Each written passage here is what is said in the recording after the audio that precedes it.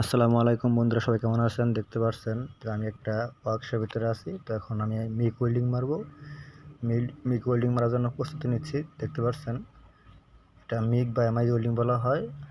আর যেটা ওয়েল্ডিং করছি এটা হচ্ছে ফ্লাইওভার বা উড়াল সেতুর যে সাইডে চলাচলের রাস্তার সাইডে যে সেফটির জন্য রেলিং ব্যবহার করা হয়, সেই রেলিংয়ের খুঁটিটি।